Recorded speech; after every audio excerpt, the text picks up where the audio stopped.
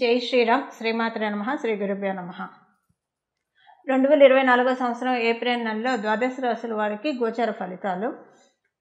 ఈ ఏప్రిల్ మాసంలో గోచర గ్రహస్థితులు గురు భగవానుడు మేషరాశిలో సంచారం, బుధుడు కూడా మేషరాశిలోనే సంచారం చేస్తూ ఉన్నారు. ఏప్రిల్ 2వ తారీఖు నుంచి బుధుడు వక్రగమనంలోకి వెళ్తారు. 26వ తారీఖు వరకు కూడా ఆయన వక్రగమనం అలానే కొనసాగుతుంది. కేతు భగవానుడు కన్యా రాశిలో సంచారము, కుంభరాశిలో ఉన్న కుజశనులు సంచారం అలానే సాగుతుంది. కుజుడు 23వ తారీఖు వరకు కూడా కుంభరాశిలో సంచారం చేసి 24 నుంచి కుంభరాశి నుంచి మీనరాశిలోకి ఆయన పాదం మోపుతున్నారు. శుక్ర భగవానుడు మీనరాశిలో సంచారం చేస్తూ ఉన్నారు. 25వ తారీఖు నుంచి ఆయన మీనరాశి నుంచి మేషరాశిలోకి ఆయన రాబోతున్నారు. సూర్యనారాయణమూర్తి మీనరాశిలో సంచారం జరుగుతూ ఉంది. ఆయన 14వ తారీఖు నుంచి మీనరాశిలోంచి ఆయన ఉచ్చస్థానమైన మేషరాశిలోకి ఆయన అడుగు పెట్టబోతూ ఉన్నారు. రాహు భగవానుడు మీనరాశిలో సంచారం చేస్తూ ఉన్నారు. ఈ గోచర గ్రహస్థితుల రీత్యా ఈ మాసము ఏప్రిల్ నెల మొత్తం కూడా ద్వాదశ రాశుల వాళ్ళకి ఎలా ఉండబోతుంది. అయితే ఈ మాసంలో ఒక స్పెషల్ గ్రహస్థితి ఏంటంటే, ఈ మాసం 14వ తారీఖు నుంచి రారాజు అయిన సూర్యనారాయణమూర్తి మేషరాశిలోకి 14వ తారీఖు నుంచి రాబోతూ ఉన్నారు. ఆయన మేషరాశిలో ఆయన సంచారం చాలా మంచిది. ఎందుకంటే ఉచ్చరాశి కాబట్టి అందరికీ కూడా ఏదో ఒక రకంగా కాన్ఫిడెన్స్ని ఇవ్వడము, ఏదో ఒక పనుల్లో ఇప్పుడు కరేజ్ లేకుండా ఏ పని అయితే అంటే ఆత్మస్థైర్యం కావచ్చు, ఒక పనులను ముందుకు సాగించే నిబద్ధత లేకుండా, నిబద్ధత అని కూడా కాదు, ఒక భయంతో వెనకంజ వేసే వాళ్ళందరికీ కూడా ఏ విషయాల్లో అయితే వెనకంజ వేస్తూ ఉన్నారో ఆ విషయాల్లో వెన్నుతట్టి ప్రోత్సహించడానికి, ఆ విషయాల్లో పురోభివృద్ధికి సూర్యనారాయణమూర్తి మేషరాశిలో సంచారం అనేది 14వ తారీఖు తర్వాత నుంచి చోటు చేసుకుంటుంది. ఇక ఇంకొక రిలీఫ్ ఫ్యాక్టర్ ఏంటంటే, ఈ నెల 23వ తారీఖు వరకు కూడా కుంభంలో కుజ భగవానుడు సంచారం, కుజుడు శని కలయిక, వీళ్ళిద్దరి కలయిక కొంత సంఘర్షణలకు దారితీస్తుంది. మరి కొంత మీ జన్మజాతకం బాగా ఉంటే తప్పించి హర్టింగ్స్ ఎక్కువగా ఉంటాయి. అందరూ మనవాళ్లే అనిపిస్తారు, అందరూ పరాయిగానే అనిపిస్తారు. ఏది ఎలానో అర్థం కాని ఒక కన్ఫ్యూజన్ స్టేటు. ఒక ప్రయత్నం మొదలుపెట్టినప్పుడు ఆ ప్రయత్నంలో ముందుకు సాగకపోవడము, కానీ బాగా ఫైటింగ్ తోటి ఆ ప్రయత్నాలు నెరవేరినవి కూడా ఉన్నాయి. అలాగే గృహ ప్రయత్నాలకి, రియల్ ఎస్టేట్లో ఉన్న వాళ్ళకి, వాహనాన్ని కొనాలనుకున్న వాళ్ళకి, భూమి లేదా ఆస్తి కొనాలనుకున్న వాళ్ళకి, అమ్మాలనుకునే వాళ్ళకి, లేదా కట్టే వాళ్ళకి, ప్రత్యేకించి కన్స్ట్రక్షన్ రంగంలో ఉన్న వాళ్ళకి, లేదా మీ ఓన్ హౌస్ కన్స్ట్రక్షన్ చేసే వాళ్ళకి, ఒక మాటలో చెప్పాలంటే గడిచిన 2 నెలలు కూడా చాలా అంటే చాలా టెస్టింగ్ పీరియడ్, చాలా ఉద్దాన పతనాలు ఈ 2 నెలల్లోనే మీరు చూశారు అందరూ. అంటే కన్స్ట్రక్షన్లో ఉన్న వాళ్ళందరూ, మీ ఓన్ హౌస్ కన్స్ట్రక్షన్ చేసేవాళ్ళు కావచ్చు, జనరల్గా కన్స్ట్రక్షన్ రంగంలో ఉన్న వాళ్ళందరూ కూడా, రియల్ ఎస్టేట్ వ్యాపారం చేసే వాళ్ళందరూ కూడా ఇవన్నీ చూశారు. మీరు ప్రాపర్టీ కాదు, ఒక వెహికల్ కొనాలనుకున్నా కూడా కొన్న తర్వాత ఒకవేళ మీ గ్రహబలం బాగా ఉండి కొన్నారే అనుకోండి, కొన్న తర్వాత అరే ఇప్పుడు ఈ వెహికల్ ఎందుకు తీసుకున్నాయి, తీసిన దగ్గర నుంచి ఏదో ఒక గొడవలే వస్తున్నాయి, ఏం మనశ్శాంతిగా లేదు అని అనుకోవడం, ఇలాంటివన్నీ కూడా. ఒకవేళ కొనాలనుకుంటే కొనలేకపోవడం, కొనాలనుకొని కొనలేకపోతే నిజంగా మీ అంత అదృష్టవంతులు ఎవరు లేరు. ఎందుకంటే ఈ 2 నెలల్లో చాలా ప్రాబ్లమ్స్ ఫేస్ చేస్తుండేవాళ్ళు. కొని ఉంటే కనుక అవి మీకు ఈ నెల 24 నుంచి హౌస్ కన్స్ట్రక్షన్ చేయాలనుకునే వాళ్ళకి, కన్స్ట్రక్షన్లో ఉన్న వాళ్ళకి, రియల్ ఎస్టేట్లో ఉన్న వాళ్ళకి, ఇల్లు లేదా స్థలము పొలము కొనాలనుకునే వాళ్ళకి, అమ్మాలనుకునే వాళ్ళకి, వాహనాలు కొనాలనుకునే వాళ్ళకి, అమ్మాలనుకునే వాళ్ళకి ఈ నెల 24 నుంచి కొంత ఊరట లభిస్తుంది. ప్రత్యేకించి ఇంజనీర్లకి చాలా మంచి శుభ సమయం. ఎందుకంటే కన్స్ట్రక్షన్ అంతా, బిల్డింగ్ ప్లాన్స్ ఇవన్నీ కూడా ఇంజనీర్సే చేస్తారు కాబట్టి వాళ్ళకి ఈ మాసం 24 మొదటి నుంచి కాదండి, 24 నుంచి కొంత ఊరట మొదలవుతుంది. అమ్మయ్య కొంత తెప్పరిల్లుతున్నాం, తేరుకుంటున్నాం, మొత్తం ఇంకా అన్ని పనులన్నీ కూడా పుంజుకుంటాయి, వేగవంతం అవుతాయి అని అనుకోవడానికి చక్కటి అవకాశం ఉంది. ఇక సూర్యనారాయణమూర్తి అయితే మీకు అందరికీ కూడా 14వ తారీఖు తర్వాత నుంచి చాలా సపోర్టింగ్గా ఉన్నారు కాబట్టి కొంత అక్కడి నుంచి చక్కటి ఎనర్జీ బూస్టప్ అయిపోతున్నాయి. ఎలాంటి ఇబ్బంది లేకుండా మనం చేసుకోగలుగుతాం అన్ని పనులు కూడా. ఒకళ్ళ సపోర్ట్ లేకుండా, ఒకళ్ళ సహాయ సహకారాలు లేకుండా మన పనులు మనం చేసుకోగలిగితే మనకి ఎవరికైనా అదే కదా కోరుకునేది. అలాంటిది ఈ మాసంలో తటస్థిస్తుంది ద్వాదశ రాశులు అందరికీ కూడా. అయితే ఏ విషయంలో ఆ విషయం అది తటస్థిస్తుందన్న విషయం మనం రాశుల వారీగా విడివిడిగా తెలుసుకున్నాం. ఓవరాల్గా అయితే స్వయం కృషితో పైకొచ్చే వాళ్ళకి అందరికీ కూడా ఈ మాసం చాలా బాగా ఉందని చెప్పాలి. ఇక మనం వివరాల్లోకి వెళ్దాం.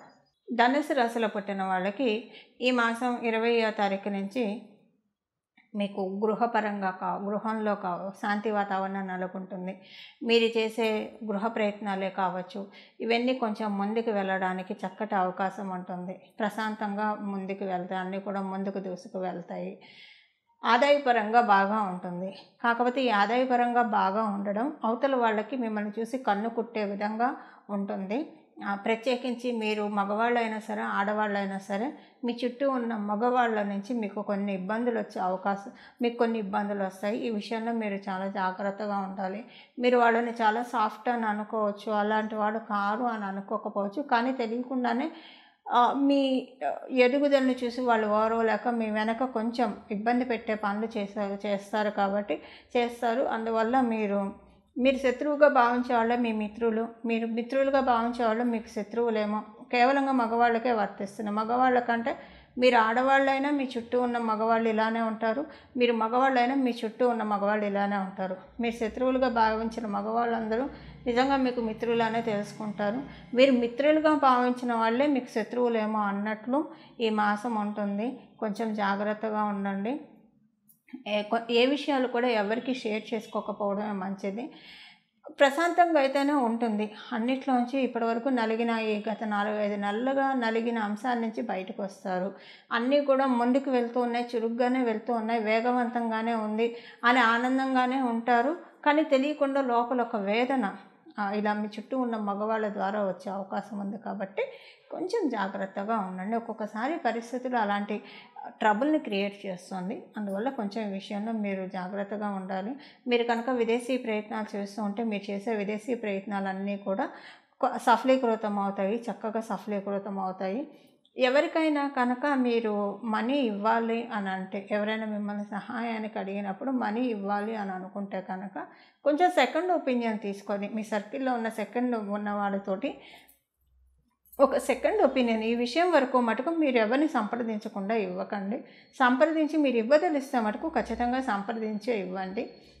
ఈ విషయం వరకు సెకండ్ ఒపీనియన్ అవసరం. ఇంకే విషయంలో కూడా మీరు ఏం చేస్తున్నారు అనేది ఎవరికి చెప్పకుండా, ఎందుకంటే మనం అన్నీ అందరికీ చెప్పుకోవడం అనవసరం. మన విజయమే మాట్లాడాలి, మన సక్సెస్ అవతల వాళ్ళకి మాట్లాడాలి. ఆ విధంగా మనం ఎప్పుడు కూడా నిర్విరామంగా కృషి చేస్తూ ఉండాలి. అలా చేయడానికి ఈ మాసం మీకు అనుకూలంగా ఉంది. కాబట్టి మీరు అసలు షో ఆఫ్ క్యాండిడేట్స్ కాదు. కాకపోతే ఒక 4-5 నెలలుగా మీకు తెలియకుండానే మీరు చేసే కార్యకలాపాలు మీకు ఇష్టం ఉన్నా లేకపోయినా అందరికీ బహిర్గతం అయిపోతూ ఉన్నాయి. కొంచెం దాన్ని మీరే గట్టిగా స్ట్రిక్ట్గా కంట్రోల్ చేయండి. ఎందుకంటే మీ జీవితం మీద మీరే నియంత్రణ ఉండాలి, మీ చుట్టుపక్కల ఉన్న వాళ్ళది కాకూడదు. ఈ విషయంలో మీరు కొంచెం స్ట్రాంగ్గా ఉంటే మిమ్మల్ని ఎవరు ఇబ్బంది పెట్టేవాళ్ళే ఉండరని తెలుసుకోవాలి. ఇప్పుడు మనం పరిహారం చూద్దాం. ఇవి ఈ మాసం యొక్క గోచర గ్రహస్థితుల ఫలితాలు మీ ధనురాశిలో పుట్టిన వాళ్ళందరికీ కూడా. చూశారు కదండి ఈ మాసం మీ రాశి యొక్క ఫలితాలు. ఇప్పుడు మనం చేసుకోవాల్సిన పరిహారం చూద్దాం. కుజశనుల కలయిక ఆ సంఘర్షణ నుంచి ఈ నెల 24వ తారీఖు నుంచి బయటికి రాబోతూ ఉన్నాం మనం అందరం కూడా. అందువల్ల ద్వాదశ రాశుల వాళ్ళు కూడా ఒక రకంగా కుజశనుల కలయిక ఇబ్బంది పెట్టినా కూడా మనల్ని చాలా స్ట్రాంగ్ కూడా చేస్తాయి, మానసికంగా దృఢంగా చేస్తాయి. శారీరకంగా ఇబ్బందులు ఉంటే ఇబ్బందులు పెట్టినా దృఢంగా చేస్తారు. అంటే ఒక కషాయం ఇస్తే కానీ పసరమందు తిని అది చేదుగా ఉన్న తింటేనే కదా వ్యాధి అంతా నయమయ్యేది. ఒక రకంగా ఆ జబ్బు నయమయ్యే ప్రక్రియలోనే మనం అందరం ఉన్నాము. కాకపోతే కొంచెం ఆ ప్రాసెస్ హార్డ్గా ఉంటుంది.